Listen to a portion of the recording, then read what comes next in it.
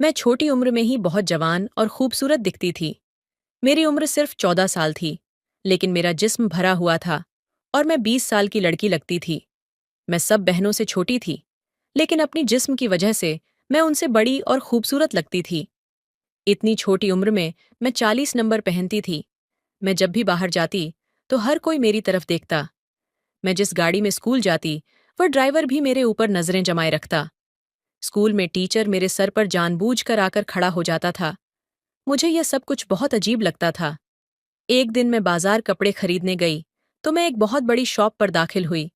मुझे एक जोड़ा पसंद आ गया। मैंने दुकानदार से कहा कि मैं यह पहनकर चेक करना चाहती हूँ। दुकानदार मेरी तरफ देखकर फौरन मान गया। कहने लगा, मैं भी आपसे यही कहने वाला था कि आप यह पहनकर चेक कर लें। मेरे घर वाले बाहर बेंच पर बैठे हुए थे। मैं चेंजिंग रूम में कपड़े पहनने लगी। दुकानदार मेरे पास आ गया और मेरे मुंह पर हाथ रख लिया। कहने लगा, आवाज मत निकालना। मैं तुम्हें यह सूट फ्री में दूंगा। बस, तुम्हें 5 मिनट अपने दोनों मेरे मुंह में। हेलो दोस्तों, स्वागत है आपका हमारे यूट्यूब चैनल पर। दोस्तों, आपसे विनती है कि मेरी चैनल को सब्सक्राइब कर लीजिएगा और कहानी को लास्ट तक सुनिएगा। आज की कहानी बहुत ही अच्छी है, तो चलिए कहानी सुनाते हैं। मेरा नाम सिमरन है। मेरी उम्र तकरीबन 14 साल थी। मैं अभी अभी नई नई जवान हो रही थी और जवानी की दहलीज में कदम रख रही थी। लेकिन मेरा जिस्म दूसरी लड़कियों की तरह नहीं था, तो मेरे जिस्म का नाजुक हिस्सा 14 साल की उम्र में भी बहुत ज्यादा बड़ा और हसीन था। मेरे घर वाले हर वक्त मुझे डांटते रहते थे। मेरी माँ और बहन मेरे पीछे ही पड़ी रहती थीं और मुझे बहुत ज्यादा बातें सुनाया करती थीं। छोटी सी उम्र में ही मेरे सर पर इतना बड़ा दुपट्टा ओढ़ दिया गया था। मैं अभी सही तरह से दुपट्टा भी संभाल नहीं सकती थी। जब मेरा दुपट्टा गिर जाता, तो मेरी माँ मुझे बातें सुनाती और कभी कभार एक हाथ लगा भी देती कि तुम्हें जरा भी अकल नहीं है, तुमसे दुपट्टा भी नहीं संभाला जाता। दुपट्टा ठीक से लिया करो, बेशर्म कली की। लेकिन उनकी बातें मेरे समझ में नहीं आती थीं। उनकी बातें मेरे सर से ऊपर गुजर जाती थीं। मुझे समझ नहीं आता था कि वह बार बार मुझे दुपट्टा लेने के लिए क्यों कहती रहती है। लेकिन मुझे बहुत तकलीफ होती थी जब वह मुझे सारा दिन लान तान करती रहती थी और अक्सर मुझे मारती भी थी। और मुझे इस बात की हैरान गोइथोंग संगीतने के बावजूद भी सबसे खूबसूरत और बड़ी दिखाई देती थी। जैसी जैसी मेरी उम्र बढ़ती जा रही थी, मेरा कद काठ और जिस्म भी बढ़ता जा रहा था। अपने जिस्म में इतनी सारी तब्दीलियां देखकर मुझे कुछ अजीब फील होता था। मेरी दूसरी बहनें दुबली पतली थीं। मैं जिस स्कूल में पढ़ती थी, वहां पर मेरी सहेलियां भी मेरी जैसी नहीं थीं। वह भी बिल्कुल नॉर्मल लड़कियों की तरह होती थीं। मेरी उम्र की लड़कियां भी बिल्कुल ऐसी नहीं थीं। मेरी माँ को हर वक्त मेरी फिक्र लगी रहती थी। मेरी हम उम्र लड़कियां स्कूल में दुपट्टा लेकर नहीं आती थीं, लेकिन मेरी माँ मुझे सख्ती से दुपट्टा लेकर जाने देती थी। मैं माँ से बहुत बार कहती कि माँ, मुझसे दुपट्टा ओढ़ा नहीं जाता और मेरी सहेलियों भी बिना तो दुपट्टे के ही स्कूल आती है। मुझे दुपट्टे की वजह से बहुत गर्मी लगती है, लेकिन मेरी माँ चिल्लाकर बोली, गर्मी गई भाड़ में, तुम ये चादर जरूर लोगी। ऐसा ना हो तुम्हारी वजह से हमें कोई परेशानी झेल ना पड़े। मेरी माँ मुझे हर वक्त डांट रहा। मेरी बाकी बहनों से तो वह प्यार से बात करती, लेकिन मुझ पर हर वक्त चिल्लाती रहती। फिर हमारी स्कूल से छुट्टियां हो गईं, क्योंकि ईद करीब थी। आज चांद रात थी। हमारे सारे घर वाले बाजार जाने का प्रोग्राम बना रहे थे। मैंने अपने माँ बाप से कहा कि मैं भी आपके साथ बाजार चलूंगी, तो उन्होंने फौरन कह दिया कि तुम बिल्कुल नहीं जाओगी, तुम्हें घर पर ही रहना होगा। चांद रात को बाजार में बहुत रश होता है और बहुत सारे बुरे बुरे लड़के फिरते रहते हैं। तो मैंने माँ से कहा, मेरा उन लड़कों से क्या लेना देना, मैं उनके लिए थोड़ी जा रही हूँ। मैं तो बाजार आपके साथ घूमने के लिए जा रही। जाहिर है, ईद है, मुझे अपने लिए कुछ चीज भी लेनी है। अभी मैं अपने माँ से यह बात कर रही थी कि मेरी बहन झट से बोली हूं कि अगर हम तुम्हें अपने साथ बाजार ले गए, तो बाजार के सारे बुरे लड़की तेरे पीछे पड़ जाएंगे और सबकी नजर तुझ पर ही होगी। जब सारे लोग तेरी तरफ देख रहे होंगे, तो हमें भी शर्मेजी उठानी पड़ेगी। इसलिए तुम घर में ही बैठी रहो। तुम्हें जिस भी चीज की जरूरत है, तुम हमें बता दो, हम तुम्हें वह बाजार से ला देंगे। मुझे चीजों की जरूरत नहीं थी, मुझे बाजार घूमने का शौक था। मैं घर से बाहर निकालकर थोड़ा एंजॉय करना चाहती थी, लेकिन मेरी बहनें और माँ ने मुझे बाजार जाने से इनकार कर दिया। मैं रोती हुई अपने कमरे में चली गई। मुझे उनकी बात सुनकर बहुत दुख हुआ कि आखिर इन सब में मेरा क्या कसूर है। मैं आईने के सामने खड़ी रोने लगी। मैं अपने आप को गौर से देखने लगी। मेरा इसमें कोई कसूर नहीं था कि मेरे घर वाले मेरे साथ इस तरह का बर्ताव कर रहे थे। मुझे तो खुदा ने ही ऐसा बनाया था। इंसान के हाथ में थोड़ी होता है कि किसी का जिस्म दुबला पतला होता है, किसी का कद छोटा होता है, तो किसी का बड़ा। मेरे फ्रंट का साइज बड़ा था, तो इसमें मेरा क्या कसूर था। मेरी माँ तो मुझे ढंग से कुछ खाने पीने भी नहीं देती थी। मुझे खट्टी चीज़ खाने का बहुत शौक था, लेकिन माँ मुझे खाने नहीं देती थी। मुझे अचार और इमली खाने का बहुत शौक था, लेकिन घर वाले ये सारी चीज़ मुझसे छुपाकर रखते थे कि पहले ही तूने खा खाकर अपना जिस्म बहुत बड़ा कर लिया है। अगर तू यह चीज़ और ज्यादा खाएगी तो बहुत बड़ी भैंस बन जाएगी। यह सुनकर मुझे बहुत दुख होता था। एक दिन मेरी खाला की बेटी घर आई हुई थी। उसने मुझसे एक अजीब तरह की बात कह दी। वह मुझसे कहने लगी कि जिस तरह का तुम्हारा जिस्म हो रहा है ना, तुमसे कोई लड़का शादी नहीं करेगा। उसकी बात सुनकर मुझे बहुत गुस्सा आया। मैं फौरन गुस्से से खड़ी हुई और उसकी आंखों में आंखें डालकर देखने लगी, लेकिन इतने में मेरा दुपट्टा गिर गया। हम लोग एक कज़न की शादी में आए हुए थे। वहां पर मौजूद सब लोग देखकर मुझे हैरान हो गए। लोगों ने मेरी माँ से अजीब तरह के सवाल करना शुरू कर दिया।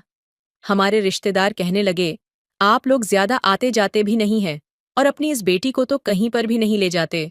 कहीं आपने इसकी शादी तो नहीं कर दी और आपने किसी को बताया भी नहीं, और फिर यह तलाक लेकर वापस आ गई है। मेरी माँ उनसे कहने लगी कि आप किस तरह की बातें कर रही हैं। मेरी बेटी तो अभी कुंवारी है, उसकी तो अभी शादी की उम्र भी नहीं हुई। मुझे यह सारी बातें सुनकर बहुत ज्यादा दुख हुआ।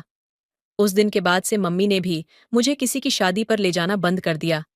हालांकि यही तो वह उम्र थी जब इंसान शादियों पर जाकर एंजॉय करता है, अच्छे अच्छे कपड़े पहनता है और खूब खाना खाता है। लेकिन मेरी माँ ने तो मेरा कहीं भी आना जाना बंद कर दिया। जैसे जैसे मैं बड़ी होती जा रही थी, मेरे लिए और ज्यादा मुसीबतें बढ़ने लगीं। मुझे कपड़े भी बहुत जल्दी तंग हो जाते थे, इसलिए नए कपड़े लेने पड़ते थे, जिस पर माँ मुझे डांटती कि तेरा बाप कोई बहुत बड़ा रईस नहीं है जो तुझे हर 4 महीने बाद नया जोड़ा लेकर दे। मैं इस तरह की सारी बातें सुन सुनकर तंग आ चुकी थी। मेरी एक क्लासमेट थी। वह मेरी बहुत अच्छी दोस्त थी। उसका भाई दुबई रहता था। एक दिन मैंने उससे से बात की। उसने मुझसे कहा कि एक दवा होती है जिससे यह मसला हल हो सकता है। अगर तू वह मेडिसिन खा ले तो तू भी बाकी लड़कियों की तरह नॉर्मल हो जाएगी। लोगों की बातें सुन सुनकर मेरे दिमाग में एक बात बैठ चुकी थी कि मैं नॉर्मल नहीं हूं। मैंने उसे कहा कि प्लीज मेरी मदद करो, प्लीज मुझे वह मेडिसिन ला दो, मैं तुम्हें जितने पैसे कहोगी ला दूंगी। ये कहकर मैं पुरसुकून हो गई। 2 3 बाद एक दिन माँ मेरे पास आई और कहने लगी, तुम्हारे लिए एक रिश्ता आया है। मुझसे कहने लगे कि तुम तैयार रहना। मैं हैरान हो गई। हालांकि मुझसे बड़ी अभी बहनें थीं, अभी उनकी शादी नहीं हुई थी और मैं सबसे छोटी थी, तो मुझे क्यों सबसे पहले ब्याह रहे थे। मैं उनके लिए एक तरह का बोझ थी। जल्द से जल्द वह मुझसे जान छुड़वाना चाहते थे। माँ की बात सुनकर मैं बिल्कुल खामोश हो गई। मैं माँ से झगड़ा नहीं करना चाहती थी, क्योंकि वह मेरी माँ थी, लेकिन उन्हें शायद इस बात का एहसास नहीं था कि मैं भी उनकी बेटी हूँ, और वह भी सबसे छोटी छोरी। बेटियां तो बहुत लाडली होती हैं, लेकिन मेरे लिए ऐसा कुछ नहीं था। सबसे ज्यादा बातें में ही सुन रही थीं। अपने वजूद की वजह से पता नहीं मुझे क्या क्या सहाना पड़ रहा था। इसलिए घर वाले मेरे जिस्म की वजह से ही मेरी शादी सबसे पहले करना चाहते थे। शाम को मैंने काला जोड़ा पहन लिया। मेरी माँ मेरे कमरे में आई और मुझे देखा। मैंने कहा, माँ, मैं कैसी लग रही हूँ? यकीनन मैं बहुत खूबसूरत लग रही थी, क्योंकि काला रंग मुझ पर बहुत जचता था। मेरी माँ ने मेरी बात का जवाब देने की बजाय मुझसे एक सवाल पूछ लिया, तुमने इस सूट के साथ यह दुपट्टा क्यों लिया है? मैंने कहा, इसके साथ यही दुपट्टा है। मैंने कहा, यह बहुत छोटा है। माँ ने दूसरी बहन को आवाज दी कि दूसरा दुपट्टा लेकर आओ, वह इस सूट के साथ चल जाएगा। मेरी बहन दूसरा दुपट्टा लेकर आई तो वह बहुत बड़ा था। मैंने माँ से कहा कि माँ, ये बहुत बड़ा दुपट्टा है। माँ कहने लगी कि बड़ा है तो क्या हुआ, तेरा जिस्म छोटा है क्या? जितना बड़ा तेरा जिस्म है वह इतने बड़े दुपट्टे में ही छुपे। उन्होंने मुझे इस तरह लपेटा कि मेरा चेहरा ही बस नजर आ रहा था। 10 मिनट बाद मुझे चाय लेकर बाहर जाना था।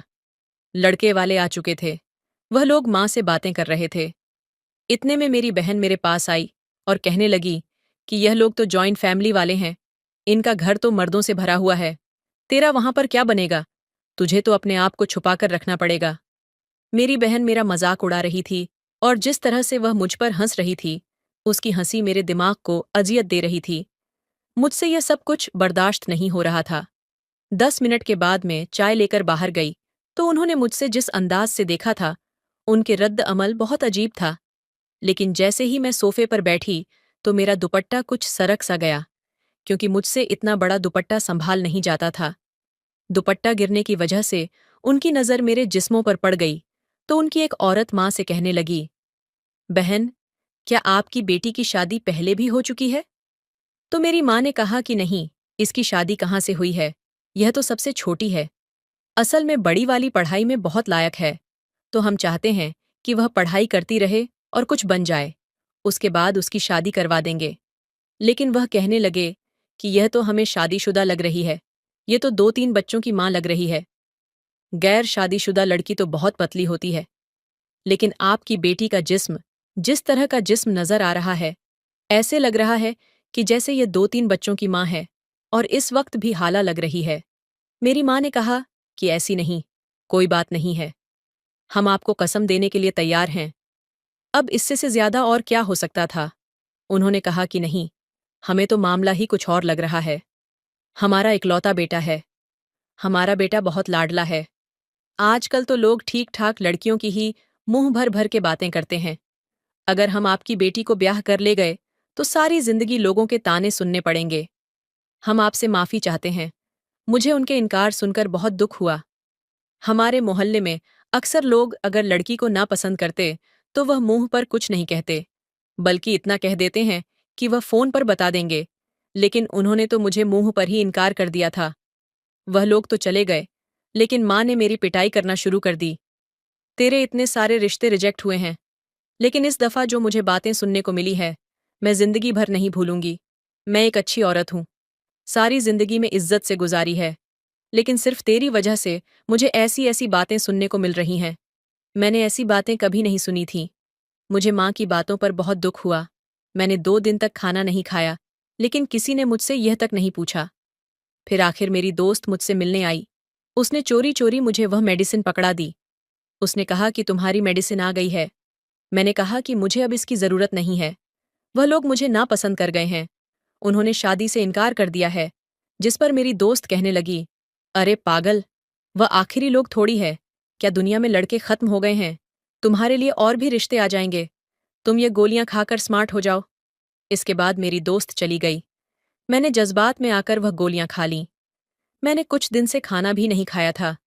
जब मैं बाहर निकली तो मेरी तबीयत खराब हो गई और मैं बेहोश हो गई। खैर, मेरी तबीयत खराब होने के बाद मेरे घर वालों को कुछ मुझ पर रहम आया।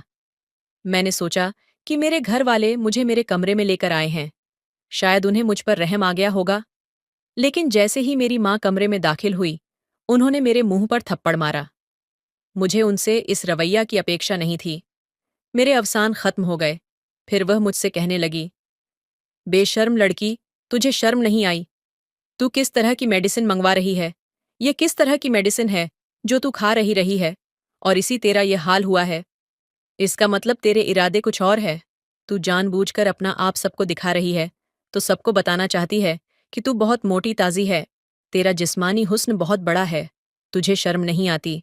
ऐसा करते हुए मुझे तुझसे ऐसी उम्मीद नहीं थी। मुझे अपनी माँ से इस तरह की उम्मीद नहीं थी। कुछ भी हो जाता, मगर उनको यह सब नहीं करना चाहिए था। अब तो मैं अपनी माँ की तरफ देख भी नहीं रही थी, बस रोए जा रही थी। माँ ने वह गो बाथरूम में फेंक दी और पानी बहा दिया। मैं रोए जा रही थी, लेकिन मेरी माँ ने मुझे देखा तक नहीं। इस बात को कहीं दिन गुजर गए। सब घर वाले मुंह से नाराज थे। कोई मुझे खाना भी नहीं पूछता था, मुझसे बात भी नहीं करता था। ऐसा लगता था कि मैं मेंटली मरीज बन जाऊंगी और पागल हो जाऊंगी। फिर मेरे लिए एक रिश्ता आया। लड़की की माँ देखने आई, लेकिन लड़की की माँ अकेली मुझे देखने आई थी। लेकिन उसकी आंखें कमजोर थीं। मैं चुपचाप उनके सामने बैठी रही और मैंने अपने आप को चादर में छुपाए रखा। उनके जाने के बाद मेरी बहनें मेरा और ज्यादा मजाक बनाने लगीं कि अगर मेरी सांस की आंखें कमजोर ना होतीं तो वह भी तुझे ना करके जाती। उसे क्या पता तेरा जिस्म कैसा है, कैसा नहीं। मैंने उनकी किसी भी बात का जवाब नहीं दिया। मैंने अपने लिए लड़ना छोड़ दिया था, क्योंकि मुझे पता था कि शादी के बाद मुझे और भी बुरे हालात का सामना करना पड़ सकता था। ना जाने मेरा पति मेरे साथ क्या करेगा। मैंने सब कुछ सुनने की आदत बना ली थी। जब मेरी शादी की तैयारी चल रही थी, तो मेरी सास ने मेरे लिए बहुत सारे कपड़े बनाकर भेजे।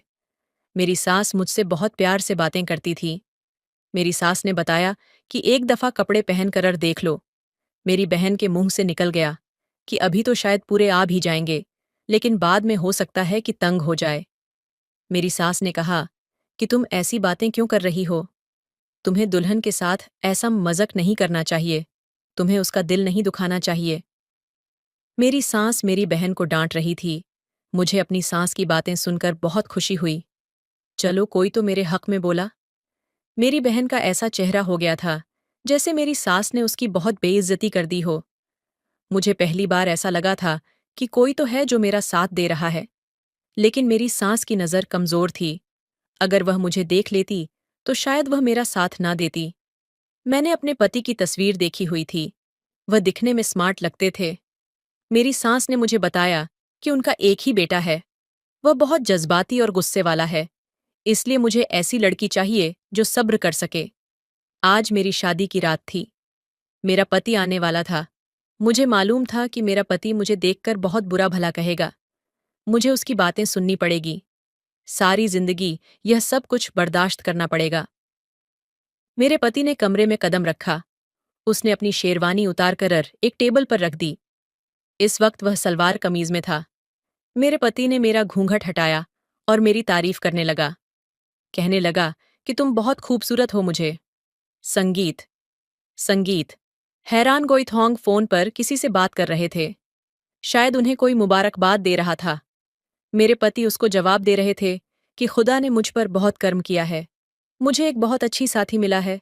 मैं उससे बहुत खुश हूँ। मुझे लगता है कि मेरी जिंदगी अब बहुत अच्छी गुजरेगी। मुझे हमेशा से ऐसी बीवी का साथ चाहिए था जो इतनी खूबसूरत हो और इतनी समझदार भी। पति की बातें सुनकर मैं हैरान रह गई कि क्या मैं वाकई उन्हें इतनी पसंद आई हूं, और वह ऐसी बीवी चाहते थे। शादी के कुछ दिन बाद हमारे घर वालों ने हमारे लिए डिनर रखा। मैं अपने पति के साथ तैयार होकर अपने घर पहुंचे तो मेरी माँ ने मुझे फौरन देखकर कहा, तुमने ये कैसे कपड़े क्यों पहन रखे हैं? मैंने अपनी माँ से कहा कि आपको ये सब कहने की अब जरूरत नहीं है। मैंने बहुत अच्छे कपड़े पहने हुए हैं और मेरे पति को ये पसंद है। मेरी माँ मेरी तरफ हैरान गोइथोंग। संगीत। मेरे पति ने मेरी माँ की तरफ देखा तो कहा, क्या बात है आंटी, कोई परेशानी है? उन्होंने कहा, नहीं बेटा, हम खाना खाने बैठे तो मेरी दूसरे बहनें भी मौजूद थीं। मेरी पति ने उनके सामने मेरी तारीफ की। उसने कहा कि जब से यह मेरी जिंदगी में आई है, मेरी जिंदगी मुकम्मल हो गई है। मैं बहुत खुश हूँ। मेरी बीवी मेरा बहुत ख्याल रखती है। हम दोनों ने एक ही प्लेट में खाना खाया। फिर वह मुझे बाहर घूमने ले गए। उन्हें मुझे कोई बड़ी चादर ओढ़ने का भी नहीं कहा। उनके पास एक बड़ी कार थी। उन्होंने कहा कि गाड़ी में ही तो बैठना है। मेरे पति मेरे साथ बहुत अच्छी तरह से पेश आ रहे थे। बार बार मुस्कुराकर मेरी तरफ देख रहे थे।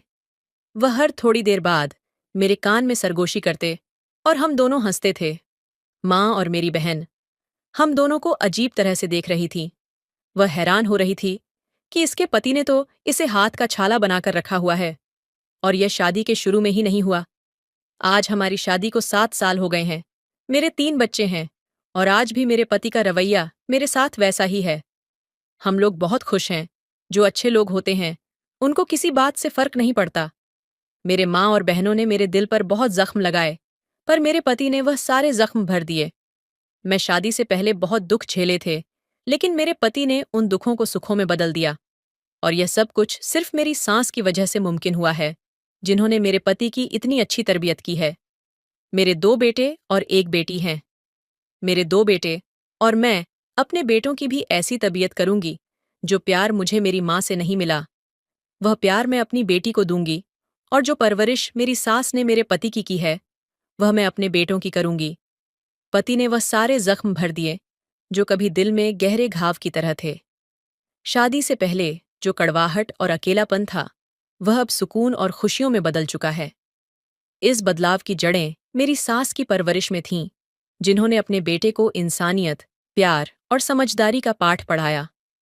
अब मेरी दुनिया मेरे पति और मेरे 3 बच्चों के इर्द गिर्द सिमटी हुई है। 2 बेटे और 1 बेटी। हर दिन उनके साथ बीतता है तो लगता है जैसे जिंदगी ने मुझे दूसरा मौका दिया हो। मैं अपने बच्चों को उस तरह की परवरिश देना चाहती हूँ जो सिर्फ बाहरी सफलता पर नहीं, बल्कि इंसानियत, सम्मान और प्रेम पर आधारित हो। जहां मैं एक ओर अपनी बेटी को वो सारा प्यार दूंगी जिसकी कमी मैंने अपने बचपन में महसूस की थी, वहीं अपने बेटों को ऐसे इंसान के रूप में तैयार करूंगी जो हर रिश्ते में संतुलन और गरिमा बनाए रखें। मैं चाहती हूं कि मेरे बेटे भी अपने भविष्य की जिंदगी में अपनी अपनी पत्नियों को वही आदर और प्यार दें जैसा उनके पिता ने मुझे दिया है। हर रात जब मैं अपने बच्चों को सोते हुए देखती हूँ तो मेरी आंखों में एक चमक आ जाती है।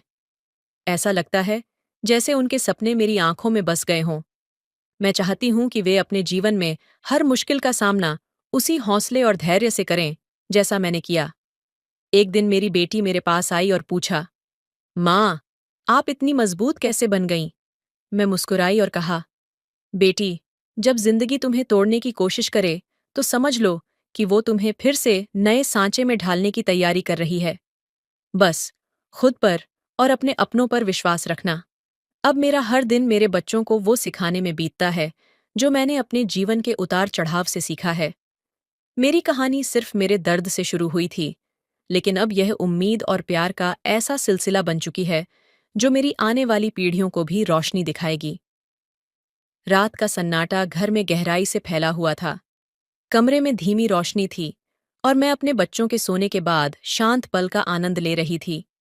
चाय का कप मेरे हाथ में था और मेरी आंखें खिड़की से बाहर आसमान में टिमटिमाते तारों पर टिकी थीं। उन तारों को देखकर मुझे अपनी पुरानी जिंदगी के वो दिन याद आने लगे जब हर सपना अधूरा लगता था। मैंने बहुत छोटे सपने देखे थे जो उस वक्त की मुश्किलों में कहीं खो गए थे। माँ का प्यार मेरे लिए कभी वो जगह नहीं भर पाया जिसकी मुझे जरूरत थी। मेरे पिता भी दुनिया से बहुत पहले चले गए थे और मैं हमेशा खुद को अधूरा महसूस करती रही। लेकिन जब मेरी शादी हुई और मैंने अपने पति को जाना, तो लगा कि ईश्वर ने मेरी प्रार्थना सुन ली थी। उन्होंने न केवल मेरी जिंदगी को संवारा, बल्कि मेरे आत्मविश्वास को भी एक नई ऊंचाई दी। मेरे पति ने मेरे भीतर छुपी हर ताकत को पहचाना और उसे संवारने में मेरी मदद की। उनकी यही बातें मुझे मेरे बच्चों की परवरिश में गहराई तक प्रेरित करती हैं। एक दिन मेरे छोटे बेटे, अय्यान, ने मुझसे पूछा, माँ, आप हमेशा कहती हैं कि हम अच्छे इंसान बने, लेकिन अच्छा इंसान बनना इतना जरूरी क्यों है? मैंने उसके नन्हे चेहरे को देखा और कहा, बेटा, इस दुनिया में हर किसी के पास बहुत कुछ हो सकता है, शक्तियां, दौलत और शोहरत। लेकिन अगर इंसान के पास दयालुता और प्यार न हो, तो वह सब बेकार है। अच्छा इंसान बनकर ही तुम दूसरों की जिंदगी बदल सकते हो, जैसे तुम्हारे पिता ने मेरी जिंदगी बदली। उस दिन अय्यान ने मुझे बड़े ध्यान से सुना। मुझे यकीन हुआ कि मेरे बेटे मेरे शब्दों को समझ रहे हैं। मैं चाहती थी कि मेरे बच्चे केवल अपने लिए नहीं, बल्कि दूसरों के लिए भी जीना सीखें। मेरी बेटी आरोही भी मेरी चिंता का केंद्र थी। बचपन में जो भावनात्मक खालीपन मैंने झेला था, वह मैं उसे कभी नहीं महसूस होने देना चाहती थी। मैं हमेशा कोशिश करती कि वह हर पल मुझसे खुलकर बात कर सके। एक शाम वह मेरे पास आई और कहा, माँ, क्या आप कभी डरती थीं? उसका सवाल मेरे दिल को छू गया। मैंने उसे अपने पास बिठाया और कहा, डर तो हर किसी को लगता है बेटी, लेकिन जब तुम्हारे पास सही लोग और सही कारण हों, तो डर को हरा देना आसान हो जाता है। मैंने भी बहुत बार हार मानने की सोची थी, लेकिन तुम्हारे पिता और तुम्हारी दादी ने मुझे हमेशा हिम्मत दी। अब मैं तुम्हें वह सिखाना चाहती हूँ, ताकि तुम्हें कभी अकेलापन महसूस न हो। उस रात जब आरोही सोने चली गई, तो मैंने खुद से वादा किया, मैं अपने बच्चों को वही नींव दूंगी जो मुझे कभी नहीं मिली। प्यार, सहारा और वह आत्मविश्वास जो उन्हें हर चुनौती से पार पाने की ताकत देगा। साल दर साल मेरी कहानी केवल मेरी नहीं रही, ये मेरी सास, मेरे पति और अब मेरे बच्चों की कहानी बन चुकी थी। मैंने अपने बच्चों के साथ हर दिन जीने का एक नया सबक सीखा। मेरे बेटों के अंदर अपने पिता जैसी समझदारी और विनम्रता देखती हूँ, और मेरी बेटी में वह ताकत जो उसे किसी भी मुश्किल से लड़ने का साहस देगी। लेकिन सबसे बड़ी खुशी मुझे तब होती है जब मेरे बच्चे आपस में प्यार और सहारा बांटते हैं। हर रात जब मैं उन्हें गले लगाकर कहती हूँ, मैं तुमसे बहुत प्यार करती हूँ, तो उनकी आंखों की चमक मुझे यकीन दिलाती है कि मैंने सही रास्ता चुना है। ये कहानी यहीं खत्म नहीं होती। ये हर दिन नई यादें, नए सबक और नए रिश्तों के ताने बाने बुनती रहती है। मेरा सफ़र मुश्किल था, लेकिन मेरी कहानी उम्मीद और प्यार की है, जो हमेशा मेरे बच्चों की ज़िंदगी का हिस्सा रहेगी। तो दोस्तों, आपको ये कहानी कैसी लगी, कमेंट करके ज़रूर बताएं। मिलते हैं अगली कहानी में। तब तक अपना ख्याल रखिए। धन्यवाद। हेलो दोस्तों, स्वागत है आपका हमारे यूट्यूब चैनल पर। प्लीज़ दोस्तों, अगर मेरे चैनल पर नए होंगे तो सब्सक्राइब कर लीजिएगा। तो चलिए, आपको कहानी सुनाते हैं। एक दिन घर में कोई नहीं था और मैं अपनी गर्लफ्रेंड से बातें कर रहा था। मुझे नहीं पता था कि चाची चोरी चोरी मुझे देख रही थी। जब मैं बात करके हटा तो चाची ने मुझसे कहा, राहुल, ये तुम क्या कर रहे थे? मैंने पूछा, क्या चाची? मैं समझा नहीं। चाची ने कहा, मुझे 5 मिनट हो गए तुम्हें देखते हुए, और तुम कुछ कर रहे थे। तब मुझे समझ आ गया कि चाची ने मुझे देख लिया था। फिर मैंने सीधे सीधे चाची से कह दिया। चाची ने कहा, अच्छा, ये सब कब से चल रहा है? मैंने कहा, चाची, अब आपको क्या बताऊं? चाची ने कहा, चलो अब मेरे साथ मेरे कमरे में। और मैं चाची के कमरे में चला गया। चाची ने कहा, राहुल, तुम तो बहुत तगड़े हो। तुमने तो अपने चाचा को भी पीछे छोड़ दिया। चाची की बात सुनकर मैं हैरान रह गया। चाची ने कमरे का दरवाज़ा बंद कर दिया। फिर चाची मेरे पास आई और मेरे साथ छेड़छाड़ करने लगी। दोस्तों, मेरा नाम राहुल है। मेरी उम्र 22 साल है और हम एक छोटे से गांव में रहते हैं। हमारे घर में मैं, मेरी मम्मी पापा, मेरा चाचा और मेरी चाची रहते हैं, जिनकी अभी नई न शादी हुई थी। हम एक जॉइंट फैमिली में रहते थे। मेरे चाचा विदेश में पैसे कमाने के लिए गए हुए थे। उनकी शादी को 4 महीने ही हुए थे और उसके बाद वह बाहर चले गए थे। मेरे पापा की भी एक दुकान है। वह सुबह 8 बजे जाते और रात को 8 बजे वापस आते थे। मैं भी थोड़ी बहुत मदद कर लेता हूँ, नहीं तो घर में ही रहता था और घर के काम करता था। एक दिन मेरी चाची की तबीयत खराब हो गई। उसे तेज बुखार हो गया। मम्मी ने कहा, तू अपनी चाची को डॉक्टर के पास ले जा, उसे तेज बुखार है। मैंने बाइक निकाली और चाची को पीछे बैठने के लिए कहा। चाची पीछे बैठ गई। हमारे घर से हॉस्पिटल 3 किमी की दूरी पर था। रास्ता थोड़ा खराब था। मैंने चाची से कहा, चाची, आप मुझे पकड़कर बैठिए, रास्ता थोड़ा खराब है, कहीं आप गिर ना जाएं। चाची ने कहा, ठीक है, और चाची ने मुझे कंधे से पकड़ लिया। थोड़ा आगे जाने पर रास्ता और ज्यादा खराब हो गया, जिससे मुझे बार बार ब्रेक मारने पड़ रहे थे। चाची ने मुझे दोनों हाथों से कसकर पकड़ रखा था। मुझे थोड़ा गर्मी का एहसास हुआ। उसे भी कुछ महसूस हो रहा था। 20 मिनट बाद हम दवाई लेकर वापस घर आ गए। चाची अपने कमरे में लेट गई और मैं बाहर बरामदे में बैठ गया। मम्मी ने पूछा, राहुल, डॉक्टर ने क्या कहा? मैंने कहा, मम्मी, डॉक्टर ने कहा कि कुछ खास नहीं है, बस बुखार थोड़ा ज्यादा है और उसने दवाई दी है। कहा कि ये खा लो, आराम आ जाएगा। अगर आराम ना आया तो फिर आ जाना, मैं दवाई बदल दूंगा। 5 मिनट बाद चाची ने मुझे आवाज लगाई और मम्मी ने कहा, राहुल, चाची तुझे आवाज दे रही है, लगता है उसे कुछ चाहिए। मैंने जाकर देखा तो चाची ने कहा, राहुल, मुझे प्यास लगी है, एक गिलास पानी ले आ। मैंने कहा, ठीक है चाची जी, और मैं गिलास में पानी लेकर चाची को देने गया। मेरे हाथ चाची के हाथों से टकरा गए और चाची ने नजरें नीची कर लीं। जब मैं पानी देकर वापस जाने लगा तो चाची ने कहा, राहुल, तुम क्या करने जा रहे हो? मेरे पास बैठ जाओ, मेरा भी दिल लग जाएगा। मैंने कहा, चाची, मुझे मम्मी के साथ घर के में थोड़ी मदद करवानी है। चाची ने कहा, वह खुद ही कर लेंगी, तुम बैठ जाओ। मैंने कहा, ठीक है चाची, मैं 51 मिनट बैठ जाता हूँ। चाची मुझे बहुत ही प्यार भरी नजरों से देख रही थी, जैसे वह कुछ कहना चाह रही हो, पर उसमें हिम्मत नहीं हो रही थी। थोड़ी देर बाद मेरी मम्मी ने मुझे आवाज दी, राहुल, अब आ जा, मेरे साथ काम में हाथ बटा दे। मैंने कहा, ठीक है मम्मी, मैं आ रहा हूँ। मैंने चाची से कहा, चाची, मैं जा रहा हूँ, मम्मी आवाज लगा रही है। चाची ने कहा, चल, ठीक है। अगले दिन चाची बिल्कुल ठीक हो गई और वह घर के काम करने लगी। मैं बाहर बरामदे में बैठा था और चाची झाड़ू लगा रही थी। वह जानबूझकर मेरे सामने झाड़ू लगा रही थी ताकि मैं उसे देख सकूं। मम्मी अपने काम में लगी हुई थी। चाची मुझे चोरी चोरी देख लेती थी, ये देखने के लिए कि मैं उसे देख रहा हूं या नहीं। अब मुझे समझ आ गया था कि चाची क्या चाहती थी, क्योंकि चाचा को गए हुए 8 महीने हो चुके थे और चाची किस तरह से रह रही थी, ये मुझे ही पता था। चाची का तो अभी शादी का आनंद भी नहीं उतरा था और चाचा उसे पहले ही छोड़कर चला गया था। चाची अलमारी के ऊपर से कुछ निकालने की कोशिश कर रही थी, तब चाची मुझसे कहने लगी, राहुल 1 मिनट के लिए कमरे में आओ। मैंने कहा, चाची अभी आया। फिर मैंने पूछा, चाची जी क्या हो गया? चाची बोली, अलमारी बहुत ऊंची है और मुझे वह सामान लेना है, मेरा हाथ नहीं पहुंच रहा। फिर चाची कहने लगी, राहुल तू एक कर मुझे पीछे से पकड़ और ऊपर उठा ताकि मैं वह सामान ला सकूं। मैंने कहा, ठीक है चाची जी। जैसे ही मैंने चाची को पीछे से पकड़कर ऊपर उठाया तो चाची को कुछ तीखा सा महसूस हुआ और चाची हंसने लगी। मैं समझ गया कि चाची को क्या चाहिए। चाची बोली, चल अब बस कर और मुझे नीचे उतार दे।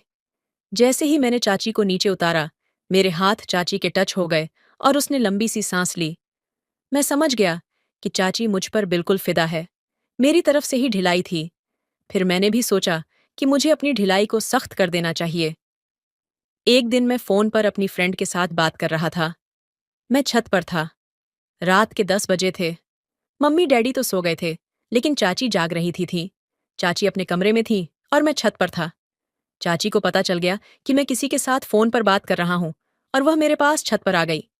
चाची बोली, राहुल तुम इस समय किसके साथ बात कर रहे हो? मैंने कहा, चाची ये कोई खास बात नहीं है। चाची बोली, अच्छा इतनी ज्यादा खास है? मैंने कहा, हाँ चाची। चाची बोली, मुझसे भी ज्यादा खास है। तब मैंने चाची के चेहरे की तरफ देखा कि चाची क्या कह रही हैं। मैंने कहा, चाची नहीं नहीं, इस तरह की कोई बात नहीं है, आप तो मेरे लिए बहुत खास हैं। चाची कहती है, अगर मैं ज्यादा खास हूं तो फिर तुम उसके साथ क्यों बात कर रहे हो? तुम मेरे साथ भी बात कर सकते थे। मैंने कहा, चाची वह मेरी गर्लफ्रेंड है। चाची बोली, राहुल मैं तुम्हें कुछ दिनों से बताना चाहती हूँ, लेकिन मुझ में हिम्मत नहीं हो रही थी, पर आज मैं तुम्हें वह बात बताने जा रही हूँ कि तुम मुझे बहुत ज्यादा अच्छे लगते हो। क्या तुम मेरी इच्छा पूरी करोगे? मैंने कहा, चाची ये कैसे हो सकता है? चाची बोली, देख तुम्हारे चाचा को गए पूरे 9 से 10 महीने हो गए हैं, मैं किस तरह रह रही हूं ये मुझे ही पता है। मैंने कहा, चाची अगर किसी को पता लग गया? तो चाची ने कहा, देख किसी को कुछ नहीं पता लगेगा, बस यह बात तुम्हारे और मेरे बीच रहनी चाहिए और अपनी गर्लफ्रेंड के साथ बात करना कम कर देना। अगर तुम मेरे साथ रहना चाहते हो? मैंने कहा, चाची चलो ठीक है। फिर चाची ने मुझे छत पर ही गले लगा लिया। मेरे अंदर तो जैसे करंट सा लग गया। चाची देखने में भी बहुत सुंदर थी। चाची बोली, राहुल चल अब कमरे में चलते हैं। मैंने कहा, चाची अगर मम्मी डैडी को पता लग गया तो वह कहती है किसी को कुछ नहीं पता लगेगा, तुम चलो। और चाची मुझे अपने कमरे में ले गई और कमरे का दरवाजा अंदर से बंद कर दिया। चाची बोली, राहुल तुम तो अपने चाचा को भी पीछे छोड़ चुके हो, किस चक्की का आटा खा रहा है? मैंने कहा, चाची जिस चक्की का आटा चाचा खाता था वही चक्की का मैं भी आटा खा रहा हूं। चाची कहती हैं, पर तुम्हारा चाचा तो इतना तगड़ा नहीं था, तुम कुछ ज्यादा ही तगड़े हो। मैंने कहा, चाची ये तो हाथ का कमाल है, अपना अपना स्टाइल होता है। चाची कहती है, अच्छा ये भी होता है।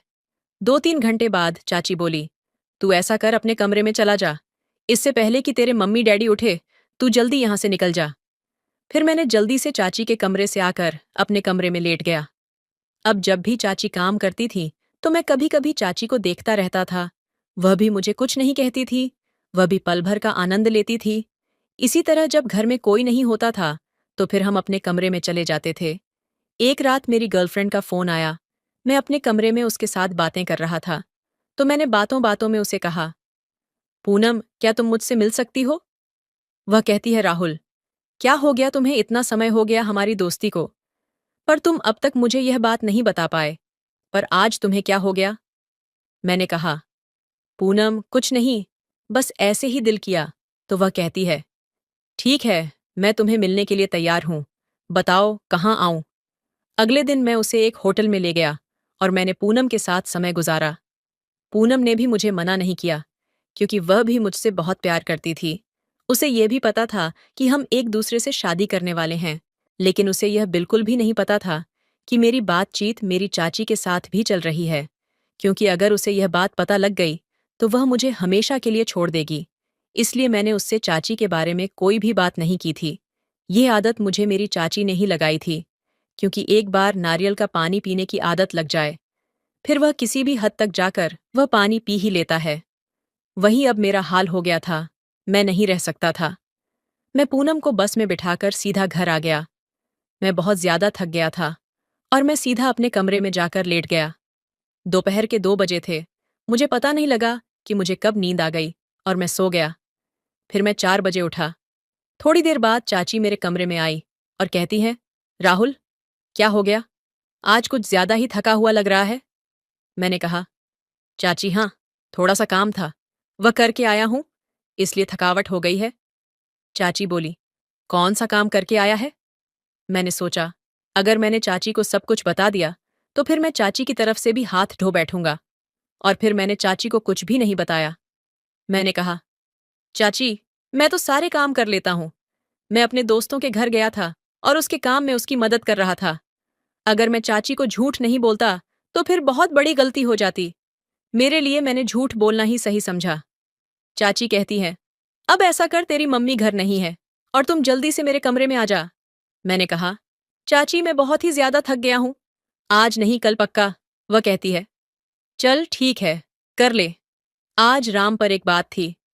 दोस्तों, चाची के साथ मुझे बहुत अच्छा लगा, लेकिन पूनम के साथ वह बात नहीं बनी। या फिर चाची को अनुभव था और पूनम को अनुभव नहीं था।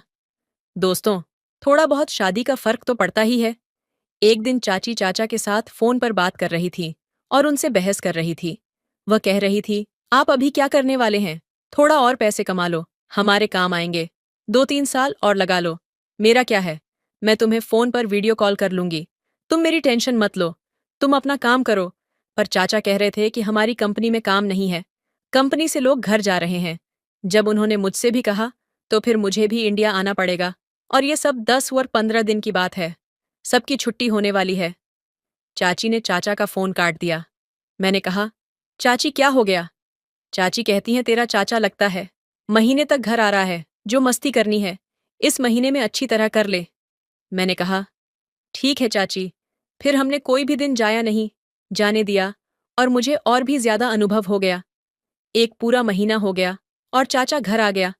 मैंने अपनी गर्लफ्रेंड से बातें करना शुरू कर दिया। वह कहती है, राहुल, मेरे घर पर मेरे शादी की बात चल रही है।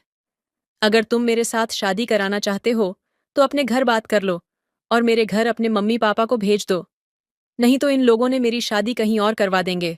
मैंने कहा, तू अपनी मम्मी से बात कर। वह कहती है, मैं कोशिश कर रही हूं। उन्होंने पूछा, लड़का क्या करता है? तो फिर मैं क्या कहूंगी? मैंने कहा, तू कह देना कि लड़का एल्यूमिनियम का काम करता है।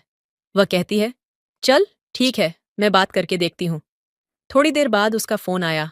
वह बोली, मम्मी को मैंने मना लिया है। मम्मी को अब पापा से बात करनी है। देखते हैं कि पापा क्या कहते हैं। रात को जब उसके पापा घर आए तो उसकी मम्मी ने बात की और पूनम के पापा भी झट मान गए। उसने मुझे फोन करके बताया कि मेरे मम्मी पापा मान गए हैं। तुम अपने मम्मी पापा को मना के मेरे घर भेज दो। मैंने कहा, चल ठीक है। फिर 1 महीने के अंदर हमारी शादी हो गई। अब चाचा भी यही रहकर काम कर रहे थे, और अब हमारी इस बात का ना तो चाचा को पता था और ना ही मेरी पत्नी पूनम को। हमने इस बात पर बिल्कुल ही मिट्टी डाल दी थी। अब मैं अपनी पत्नी के साथ खुश हूं और चाचा अपनी पत्नी के साथ खुश है। हमने अब कभी भी इस बारे में कोई बात नहीं की। अब हमारी शादी को 3 साल हो चुके थे। मैं और पूनम एक दूसरे के साथ बेहद खुश थे। हमारी जिंदगी में सब कुछ सही चल रहा था। इसी बीच पूनम ने एक दिन खुशी खुशी मुझे यह खबर दी कि वह मां बनने वाली है। यह सुनकर मेरी खुशी का ठिकाना नहीं रहा। चाचा और उनकी पत्नी भी इस खबर से बहुत खुश हुए। घर में एक नई ऊर्जा और उत्साह आ गया था। चाचा का मेरे साथ व्यवहार अब एक बड़े भाई जैसा हो गया था। हम दोनों के बीच का रिश्ता पहले से ज्यादा मजबूत हो चुका था। कुछ महीनों बाद हमारे घर एक प्यारी सी बेटी ने जन्म लिया। हमने उसका नाम आर्या रखा। वह पूरे घर की जान बन गई थी। चाचा और उनकी पत्नी उसे अपनी बेटी की तरह प्यार करते थे। इस बीच मैंने और चाचा ने अपने काम को और आगे बढ़ाने का फैसला किया। अब हम दोनों ने मिलकर एक नया बिजनेस शुरू किया और उसमें हमें काफी सफलता मिली। एक दिन चाचा ने अचानक मुझसे कहा, देखो, जो भी हुआ वह बीता हुआ कल है। अब जो हमारे पास है वही हमारी असली खुशी है। मैं उनकी बात समझ गया। हम दोनों ने तय किया कि चाहे जो भी हो, अब हम अपने परिवार की खुशी को सबसे ऊपर रखेंगे। आज भी हमारी जिंदगी में कोई कमी नहीं है। मेरी और पूनम की शादीशुदा जिंदगी बहुत अच्छी चल रही है और चाचा चाची भी खुश हैं। बीते हुए पलों को हमने पीछे छोड़ दिया क्योंकि हमने समझ लिया था कि जिंदगी आगे बढ़ने का नाम है। समय अपनी गति से चलता रहा। मेरी बेटी आर्या अब 5 साल की हो चुकी थी। उसकी मासूमियत और हंसी ने हमारे घर को खुशियों से भर दिया था। पूनम और मैं अपनी छोटी सी दुनिया में बेहद खुश थे। चाचा और चाची भी अपने काम और जीवन में स्थिर हो चुके थे। एक दिन आर्या मेरे पास आकर बोली, पापा, चाचा क्यों मुझसे इतने प्यार करते हैं? क्या मैं उनकी बेटी जैसी लगती हूँ? उसकी भोली बातें सुनकर मेरे दिल में कुछ हलचल हुई। मैंने उसे गले लगाते हुए कहा, हाँ बेटा, तुम सिर्फ हमारी नहीं, पूरे परिवार की खुशी हो। लेकिन उस रात मैं सो नहीं पाया। आर्या के सवाल ने मेरे दिल के किसी कोने को छू लिया था। मैंने कभी सोचा भी नहीं था कि बीते हुए पल मेरी जिंदगी में किसी दिन दोबारा दस्तक देंगे।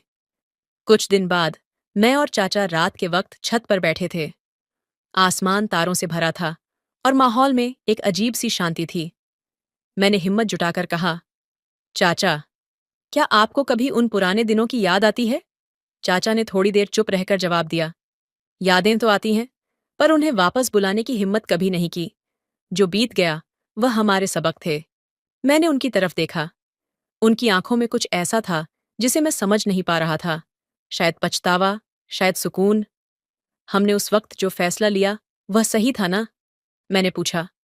चाचा ने हल्की मुस्कान के साथ कहा, सही और गलत हालात पर निर्भर करते हैं। जो आज हमारे पास है वही हमारी सबसे बड़ी जीत है। हमें उसे संभाल कर रखना चाहिए। उनके शब्दों ने मुझे हल्का कर दिया। हमने एक दूसरे की तरफ देखा और महसूस किया कि हमारे बीच का हर दर्द अब पीछे छूट चुका है। कुछ हफ्ते बाद पूनम ने सुझाव दिया कि हमें एक फैमिली गेट टुगेदर करना चाहिए। मैंने भी इस बात को सहर्ष मान लिया। सभी रिश्तेदारों को बुलाया गया और घर में रौनक लौट आई। उस दिन पूनम ने मुझे एक कोने में बुलाकर कहा, तुम्हारे चाचा और तुम्हारे बीच का रिश्ता मैं समझती हूँ। मैंने कभी कुछ कहा नहीं, लेकिन मैंने हमेशा देखा कि तुम दोनों के बीच कुछ ऐसा है जो शब्दों से परे है। उसकी बात सुनकर मैं सन्न रह गया। तुम्हें सब पता है? मैंने धीमे से पूछा। हाँ, उसने मुस्कुराते हुए कहा, लेकिन मैं जानती हूं कि जो कुछ भी हुआ वह हमारी खुशियों की बुनियाद बन गया। उस रात मैं पूनम के साथ बैठा था और आर्या हमारे साथ खेल रही थी। मैंने महसूस किया कि जिंदगी की असली खूबसूरती इसी में है, भूलने और माफ करने में। अब हमारा परिवार सिर्फ घर नहीं, एक ऐसा आश्रय बन चुका था जहां हर रिश्ता मजबूत था। मैं, पूनम, चाचा, चाची और आर्या, हम सब ने अपने हिस्से का दर्द और खुशी बांटकर जिंदगी को पूरी तरह से जीना सीख लिया था। आर्या अपनी तस्वीरें लेकर आई और हमें दिखाने लगी। पापा, जब मैं बड़ी हो जाऊंगी तो सबके लिए कुछ बड़ा करूंगी, जैसे आप और चाचा ने किया। उसकी बातों में भविष्य की उम्मीद थी। हमने उसे गले लगाते हुए कहा, तुम हमारी सबसे बड़ी खुशी हो और तुम्हारे साथ हमारा हर दिन नया है। हम सब ने मिलकर अपने अतीत को एक खूबसूरत सबक के तौर पर अपनाया और अपने वर्तमान को पूरी तरह से जिया, क्योंकि अंत में जिंदगी वही है जो हम उसे बनाते हैं। प्रेम, माफी और 7 सर्दियों की रात थी। कमरे में हल्की रोशनी और पूनम की आवाज का जादू माहौल को और दिलकश बना रहा था। आर्या सो चुकी थी और मैं पूनम के साथ चाय की प्याली लेकर बैठा था। खिड़की से झांकते चांद की रोशनी उसकी चेहरे पर गिर रही थी। क्या सोच रहे हो? पूनम ने पूछा। उसकी आवाज में वह नरमी थी जो हर बार मुझे उसे और करीब खींच लाती थी। बस तुम्हारे बारे में, मैंने मुस्कुराकर कहा। वह शर्मा गई, लेकिन आंखें मेरी तरफ झुकी रहीं। मैंने महसूस किया कि शादी के इतने सालों बाद भी वह वैसी ही थी, मासूम, अपने प्यार में खो देने वाली। मैंने धीरे से उसका हाथ थामा। उसकी उंगलियों की सिहरन ने मुझे उस पहली मुलाकात की याद दिला दी, जब मैंने उससे अपने दिल की बात कही थी। पूनम, मैंने हल्की आवाज में कहा, तुम्हें पता है, मैं हर दिन तुम्हारे साथ प्यार में और गहरा डूबता जाता हूं। और मैं, उसने मुस्कुराकर कहा, मैंने तो तुम्हें पहली बार देखने के बाद ही अपना दिल दे दिया था। उसकी ये बात सुनकर मैंने उसे अपनी बाहों में खींच लिया। हमारी आंखें मिलीं और ऐसा लगा जैसे वक्त वहीं थम गया हो। मैंने उसकी आंखों में वह गहराई देखी जो मुझे हर बार उसके और करीब ले आती थी। तुम्हें पता है, पूनम ने धीरे से कहा, मैंने तुम्हारे और चाचा के बीच कुछ अनकही बातें हमेशा महसूस की हैं। मैंने कभी पूछने की हिम्मत नहीं की, लेकिन मैं जानती हूं कि उन बातों ने तुम्हें बहुत तोड़ा होगा। मैंने उसकी बात सुनकर एक पल को ठहर कर उसे देखा। पूनम, वो बातें अब बहुत पुरानी हो चुकी हैं, लेकिन मैं ये मानता हूं कि तुमने मेरे जीवन को एक नई रोशनी दी है। तुम्हारे बिना मैं कभी आगे नहीं बढ़ पाता। पूनम ने मेरी ओर झुकते हुए कहा, हम सबकी अपनी परछाइयां होती हैं, लेकिन सच ये है कि जब कोई तुम्हें पूरी तरह समझ लेता है, तो वह हर दर्द को मिटा सकता है। उसकी बात सुनकर मैंने उसे अपनी ओर खींचा और कहा, तुम्हारा प्यार ही मेरी जिंदगी का सबसे बड़ा सच है। हम दोनों धीरे धीरे पास आ गए। सर्द हवा ने खिड़की पर दस्तक दी, लेकिन कमरे के अंदर बस हमारे दिलों की धड़कन सुनाई दे रही थी। पूनम ने अपनी उंगलियों से मेरे चेहरे को छुआ और मैं उसकी आंखों में डूबता चला गया। तुम्हारे बिना मेरी दुनिया अधूरी है, मैंने कहा, और तुम्हारे बिना मेरी सांसें, उसने धीरे से जवाब दिया। उस रात हम दोनों ने अपने रिश्ते की गहराई को फिर से महसूस किया। ये सिर्फ दो शरीरों का नहीं, बल्कि दो आत्माओं का मिलन था। अगली सुबह जब सूरज की पहली किरण खिड़की से अंदर आई, तो मैंने देखा कि पूनम मेरे पास सोई हुई थी। उसका चेहरा शांत और मासूम था। मैंने उसकी तरफ झुककर उसके माथे को चूमा और बुदबुदाया, तुम मेरी हर खुशी हो, पूनम। उसने आंखें खोलकर मुझे देखा और मुस्कुराते हुए कहा, और तुम मेरे हर सपने। उस दिन मुझे एहसास हुआ कि हमारे रिश्ते की नींव सिर्फ प्यार नहीं, बल्कि वह भरोसा था जिसने हमें हर मुश्किल से आगे बढ़ाया।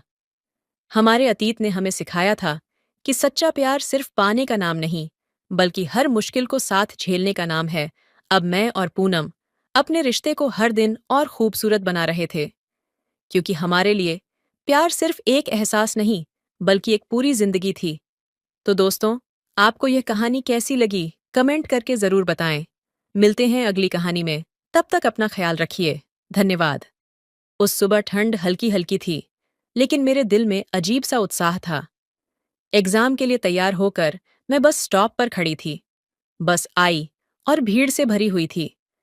किसी तरह मैंने खुद को अंदर जगह दिलवाई। बस में खड़े होने के लिए भी मुश्किल से जगह थी। मेरे सामने खिड़की से आती ठंडी हवा मेरे बालों को छू रही थी। तभी पीछे से किसी ने हल्का सा धक्का दिया। मैं पलटी और देखा, एक लंबा, सादगी से भरा चेहरा।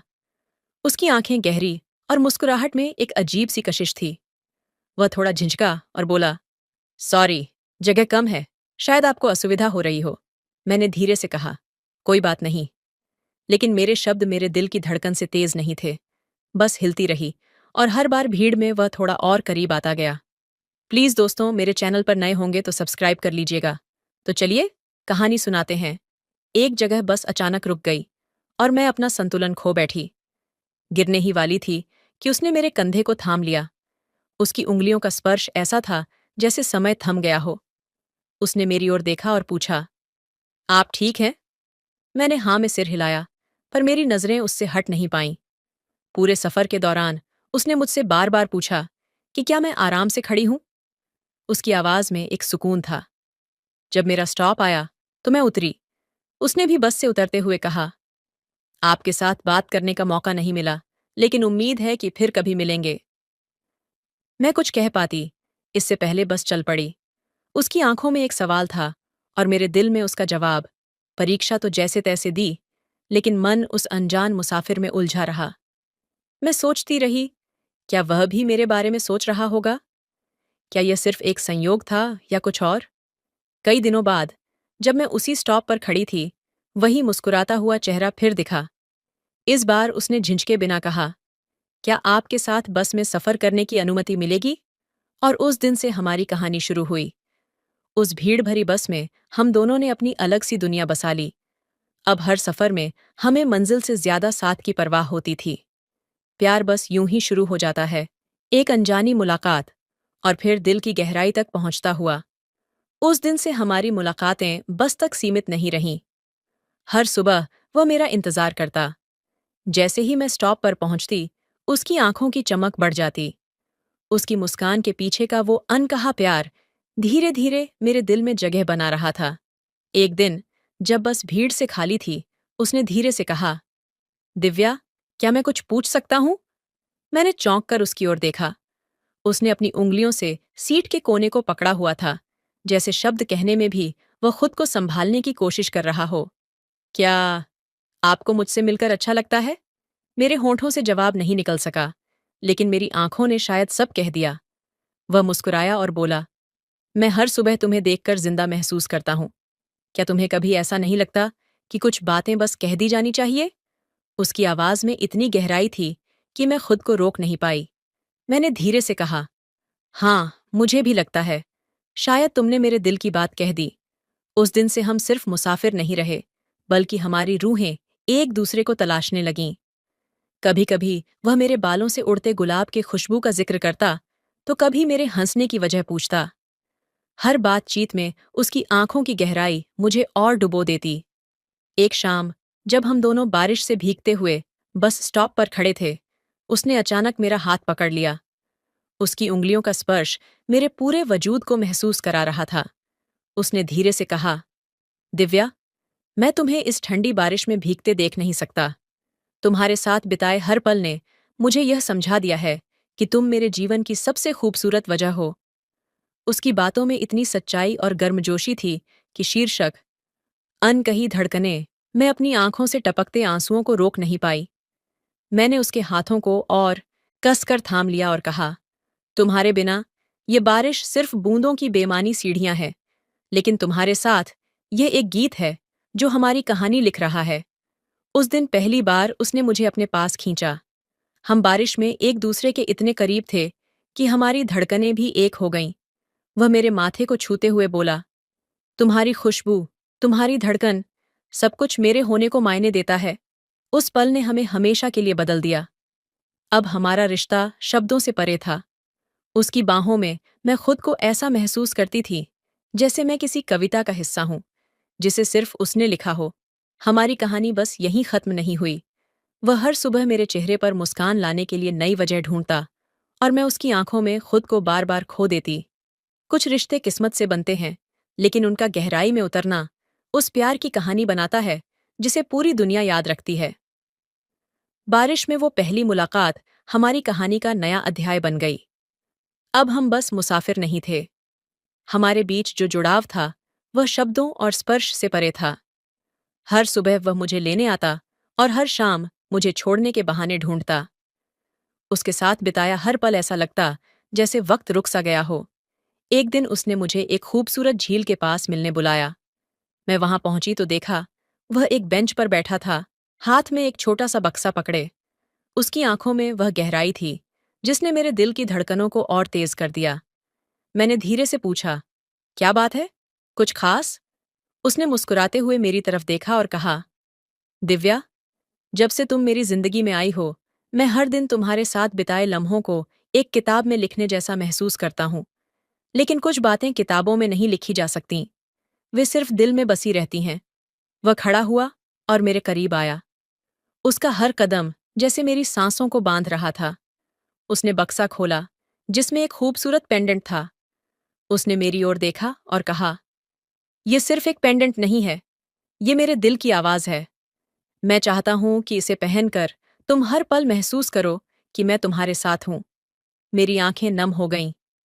मैंने उसकी ओर देखा और कहा, तुम्हारे साथ होने का एहसास इस दुनिया की सबसे खूबसूरत चीज है।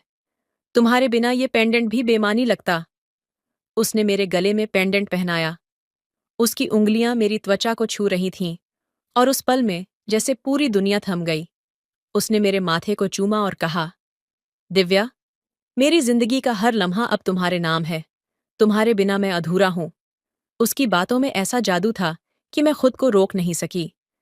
मैंने उसके चेहरे को अपने हाथों में लिया और कहा, तुम सिर्फ मेरे जीवन का हिस्सा नहीं हो, तुम मेरी आत्मा हो, तुम्हारे बिना मैं नहीं हूं। उस रात हम दोनों झील के किनारे बैठकर घंटों बात करते रहे।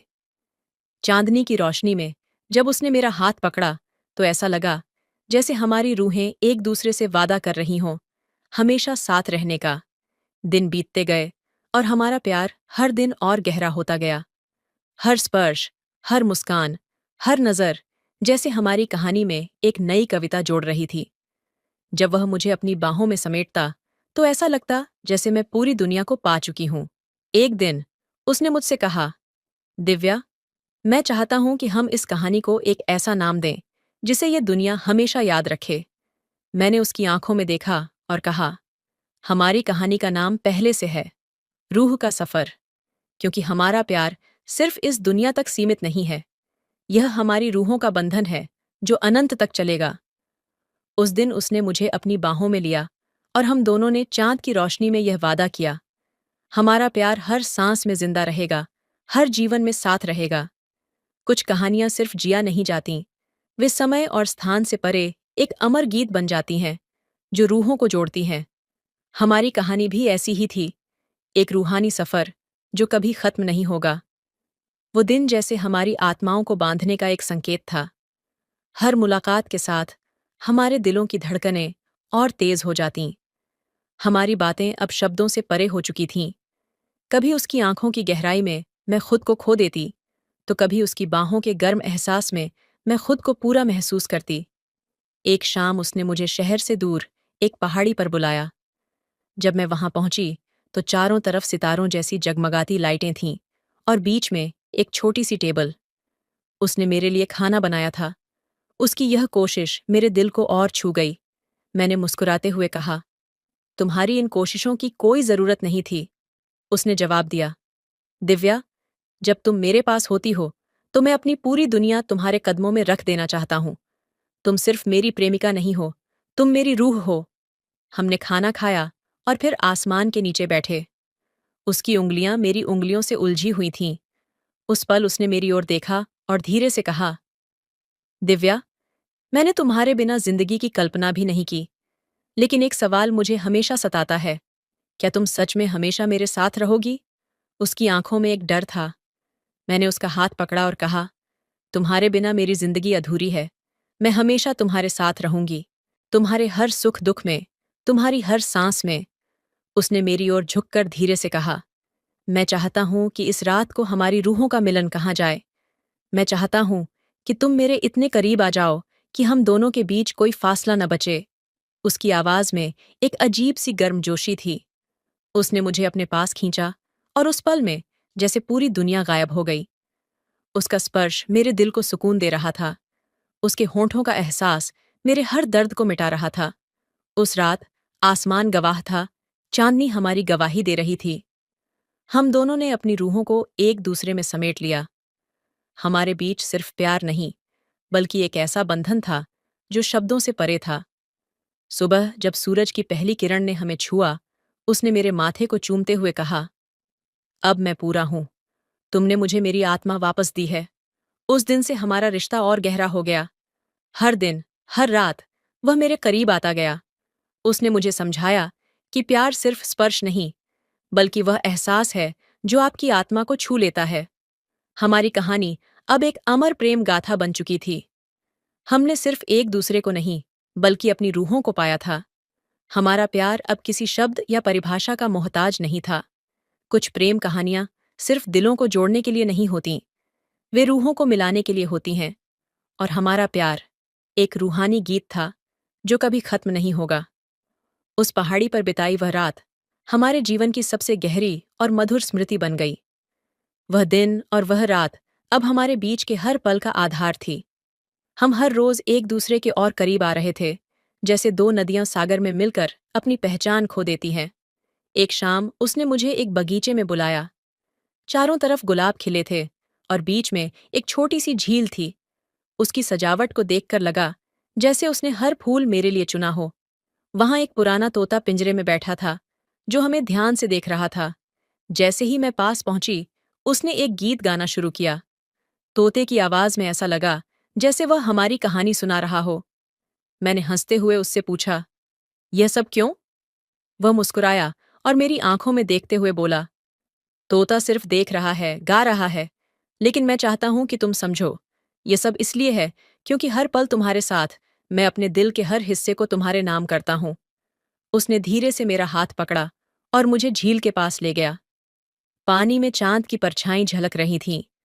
उसने मेरे बालों में उलझे गुलाब की पंखुड़ी को छुआ और कहा, दिव्या, तुम्हारे बिना यह चांद भी अधूरा लगता है।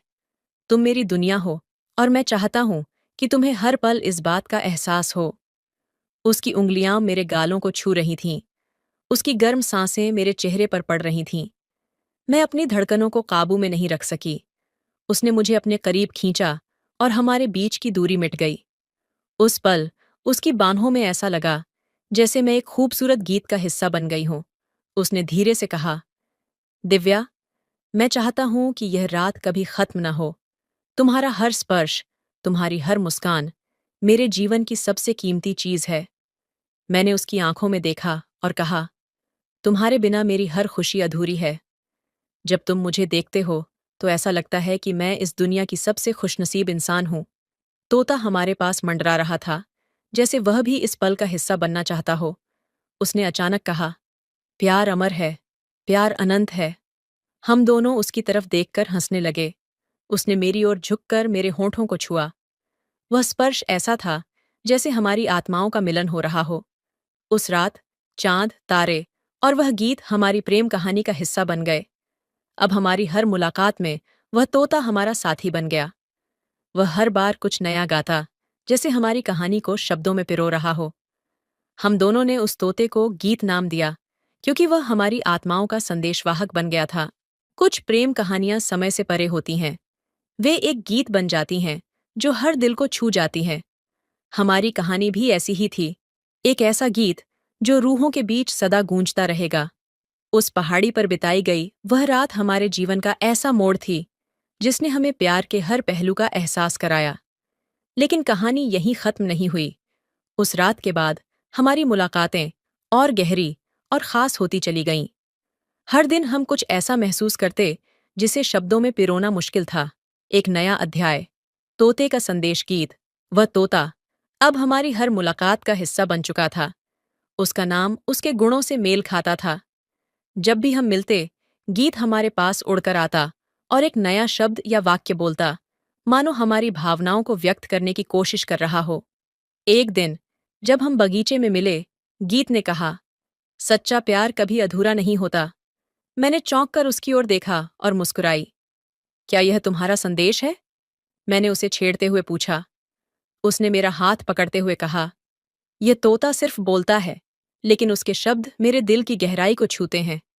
ये तुम्हारे लिए मेरा वादा है दिव्या, हमारा प्यार अधूरा नहीं रहेगा। उसने मेरा हाथ अपने सीने पर रखा।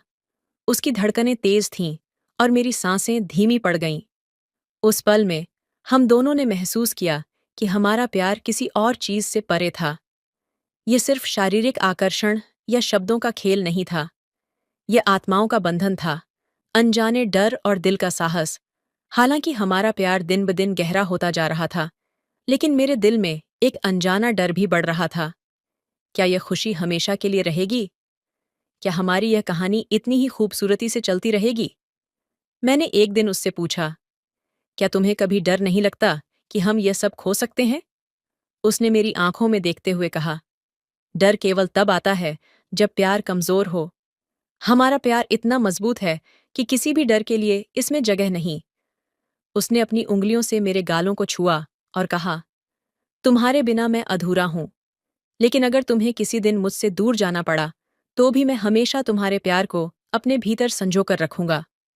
तुम्हारा हर स्पर्श, हर मुस्कान मेरी आत्मा का हिस्सा बन चुका है। उसकी ये बातें मुझे भीतर तक छू गईं। मैंने खुद से वादा किया कि मैं उसके साथ हमेशा रहूंगी, चाहे परिस्थिति कैसी भी हो। प्रेम का प्रस्ताव एक दिन उसने मुझे झील के पास बुलाया। ये वही जगह थी जहां हमने पहली बार अपने दिल की बात कही थी। जैसे ही मैं वहां पहुंची, मैं चौंक गई। झील के चारों ओर मोमबत्तियों की रोशनी थी और फूलों की खुशबू हवा में घुली हुई थी। वह घुटने पर बैठा, हाथ में एक छोटी सी अंगूठी ली हुए। उसने कहा, दिव्या, मैंने इस जीवन में जितनी भी चीजें महसूस की हैं, उनमें सबसे सच्चा एहसास तुम्हारे प्यार का है। तुम मेरी दुनिया हो, मेरी रूह हो। क्या तुम मेरी जीवन संगिनी बनोगी? मेरी आंखों से आंसू बहने लगे। मैंने हाँ में सिर हिलाया और कहा, मैं हमेशा तुम्हारे साथ रहूंगी। तुमने मेरी जिंदगी को वो खुशी दी है जिसे मैं शब्दों में बयां नहीं कर सकती। उसने अंगूठी पहनाई और मुझे अपनी बाहों में भर लिया। गीत, वह तोता, आसमान में उड़कर बोलने लगा, सच्चा प्यार कभी हारता नहीं। हमने साथ में एक नया जीवन शुरू किया। हर दिन हमारे लिए एक नई शुरुआत थी। हम दोनों ने मिलकर अपनी एक छोटी सी दुनिया बसाई, जिसमें सिर्फ प्यार, सम्मान और एक दूसरे के लिए गहरी समझ थी। हमारी कहानी सिर्फ हमारे लिए नहीं थी, ये उन सभी के लिए एक संदेश थी जो प्यार पर विश्वास करते हैं। हमारा रिश्ता यह सिखाता था कि सच्चा प्यार सिर्फ भावनाओं तक सीमित नहीं होता, ये आत्माओं का बंधन होता है जो किसी भी परिस्थिति में नहीं टूटता। हर कहानी का अंत जरूरी नहीं होता। कुछ कहानियां रूहों के बंधन के रूप में अनंत तक चलती हैं, और हमारी कहानी, प्रेम का अनंत गीत, हमेशा उन दिलों में गूंजती रहेगी जो सच्चे प्यार पर विश्वास करते हैं। सच्चा प्रेम सिर्फ दिलों को नहीं, आत्माओं को जोड़ता है। यह हर डर और बाधा को पार कर अनंत तक जीवित रहता है। प्रेम वह गीत है जिसे हर दिल सुन सकता है, पर गा वही सकता है जो सच्चे मन से प्रेम करता है। प्यार कभी मांगता नहीं, ये सिर्फ देता है। और जब आत्मा से आत्मा मिलती है तो प्रेम अमर हो जाता है। सच्चा प्यार उन लम्हों में नहीं जीता जो आंखों से देखे जाते हैं, बल्कि उन एहसासों में बसता है जो दिल से महसूस किए जाते हैं। प्रेम तब पूर्ण होता है जब एक दूसरे की कमजोरियों को समझकर उन्हें ताकत बना दिया जाए। प्रेम का सबसे बड़ा उपहार यह है कि ये हमें खुद को भूलकर किसी और में खो जाने का साहस देता है। सच्चा प्यार शब्दों का मोहताज नहीं होता, ये स्पर्श, मुस्कान और आत्मा की गहराई में झलकता है। प्रेम वह जादू है जो दो आत्माओं को एक साथ बांध देता है और उन्हें अनंत तक एक बना देता है। जब प्रेम सच्चा होता है तो यह हर दर्द को मिटा देता है और हर खुशी को कई गुना बढ़ा देता है। प्यार वह एहसास है जो समय और सीमाओं से परे होता है। यह जीवन के हर क्षण को अनमोल बना देता है। सच्चा प्रेम कभी खत्म नहीं होता। यह आत्माओं का वह रिश्ता है जो समय के बंधनों को पार कर अनंत तक चलता है। तो दोस्तों, आपको यह कहानी कैसी लगी? कमेंट करके जरूर बताएं। मिलते हैं अगली कहानी में, तब तक अपना ख्याल रखिए। धन्यवाद।